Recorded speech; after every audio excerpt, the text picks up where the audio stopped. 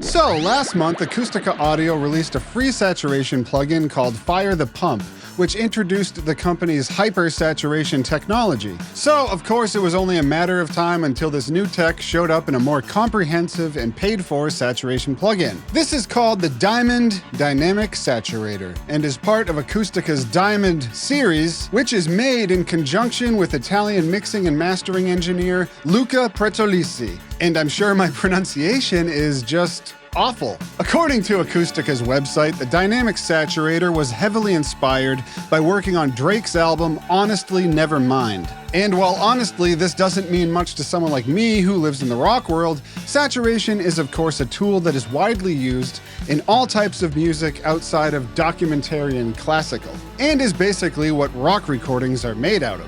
I made a first impression video when Fire the Pump came out, and today I'm going to do the same with this much more in-depth plugin. I'll try it out on the same bass guitar and drums from the last video, and then I'll add some guitar and possibly see how it pairs with some vocals of mine from a different song. Saturation is of course a great mixing tool, but it can also be inspiring and give you some extra stamina while writing and producing music. So without delay, let's jump into Logic. Okay, so this is the same Logic session from the Fire the Pump video. We got a triangle, we got a drum set made in Superior Drummer, and then we have a live bass guitar that I recorded for that video. Here's what it sounds like dry.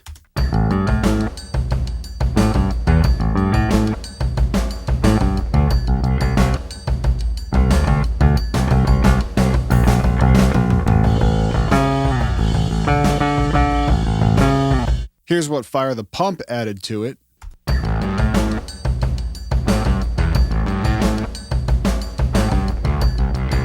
And now I'm going to bypass that. And let's call up Dynamic Saturator. And on the website, it says that this is best suited for processing drums and the master output. Let's start using the same files from the Fire the Pump video, see how it compares. All right, so in typical Acustica Audio fashion, the controls are somewhat mysterious. However, there are some presets which will hopefully help us get started. There's one called Drum Bus and one called Bass Bus. So I'm going to replace Fire the Pump with these, and let's just see what happens. All right, so right away it's clear that it's intended for the user to push these harder if they'd like. So let's start experimenting. I'm going to mute the bass and just focus on the drums for right now. I've got one level meter on the input and one level meter after the plugin on the output, just to make sure that I have roughly the same gain coming in and going out of the plugin. So let's start by pushing up saturation 1 and see how that sounds.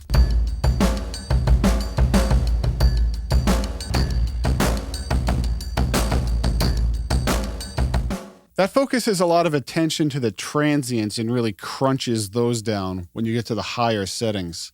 Let's see what saturation 2 does.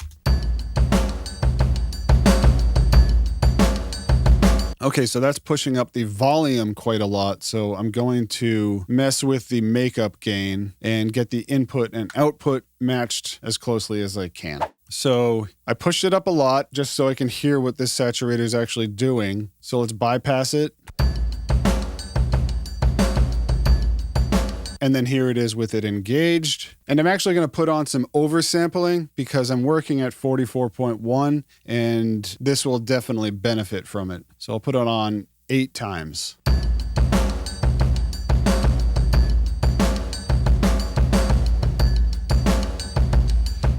Okay, so saturation 2 differs from saturation 1 in that it seems to be focusing more on the lower end of the spectrum, most noticeably in the lower mids. So let's blend those two together with it out.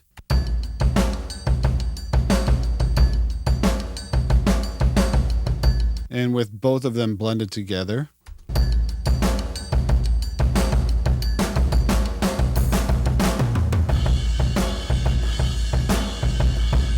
And again, I'm pushing this pretty hard just to get accustomed to the way that this plugin sounds. So let's bring in the bass and I'll level match it the same. Okay, I think I found a nice blend between saturation 1 and saturation 2. And again, I'm going to oversample this.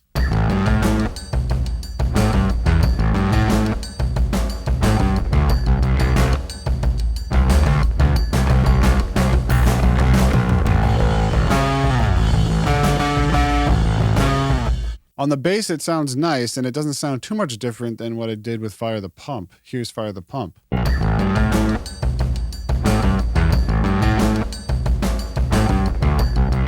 mean, right now, I almost prefer that. So far, we've just messed around with the 2 saturation knobs, and there's some more obfuscated controls like density and static and expansion. So it's probably best to end the first impression segment of this video. However, the first impression conclusion is that I like Saturator 2 a lot more than Saturator 1 right now, because it's giving me that nice warm feeling that can be difficult to get using digital emulations. Saturation 1 seems to focus on the transients more, and it's going to take some more experimentation on my end. And I'm going to consult the manual, and then we'll go over what these controls actually do.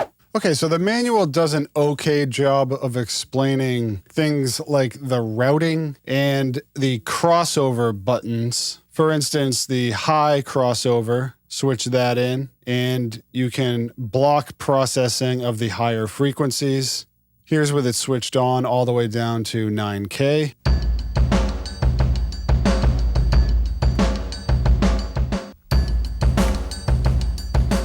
So you can hear that it's ignoring the higher frequencies. And conversely, you have the low crossover. It goes from 1K to 7K. And at the extreme, you can hear that it's just processing the higher frequencies. And then you can turn both of them on and create a middle band. So for instance, this would go from 9K to 1K. And then the linear phase switch just changes the algorithm to a linear phase EQ, which is much better for mastering. And then of course you have the input trim, which just drives the plugin harder or cooler. The red diamond icon, you can just click on to bypass the plugin. So then here we have the mid-side knob. And the way this works is that all the way to the left, you're just going to process the middle of your soundstage. And all the way to the right, you're going to process the sides of your soundstage. And you can choose to go anywhere in between.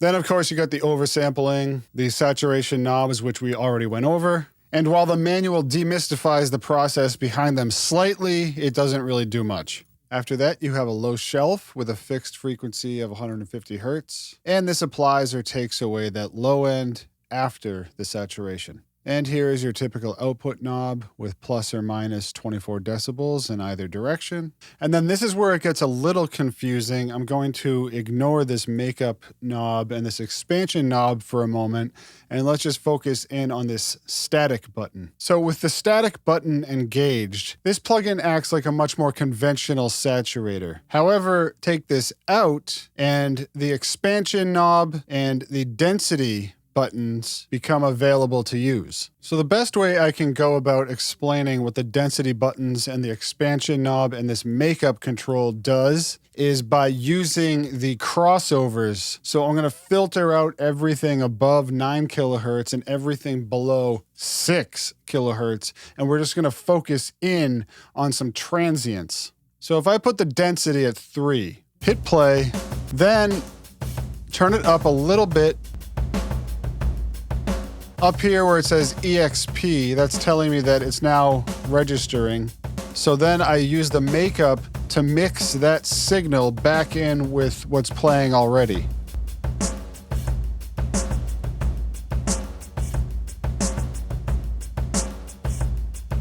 Now if I change the density, it changes the sound. Here's density 2.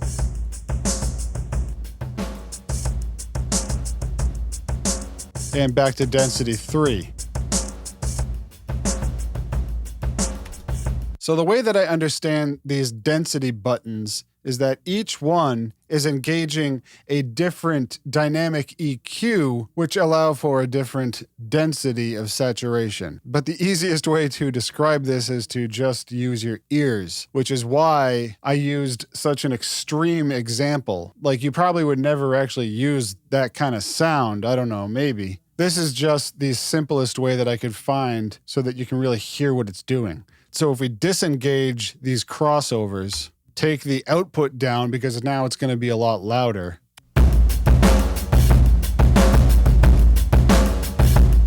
What's going on becomes a lot less obvious. But again, with the static button engaged, you can see that this knob has no effect.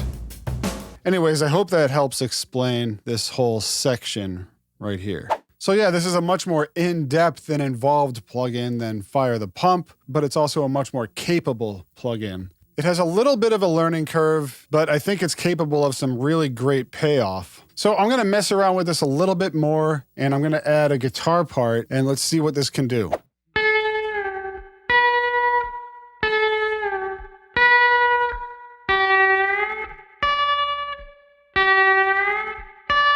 All right, so I just recorded this guitar part and then doubled it up, and then I just copied and pasted it until the end of the song.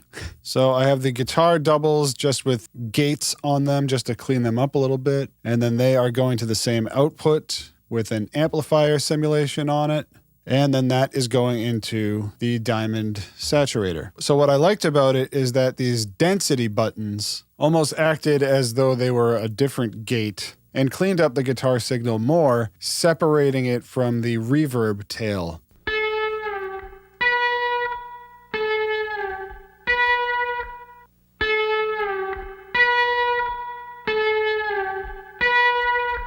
Yeah, somehow it was able to provide a focus to the guitar signal. One critique that I do have is that I wish that this high crossover went a little bit lower. You got to be careful with those upper mids becoming shrill. So aside from some mild EQ, here's what I was able to accomplish with just 3 dynamic saturators. One on the guitar, one on the drums, and one on the bass.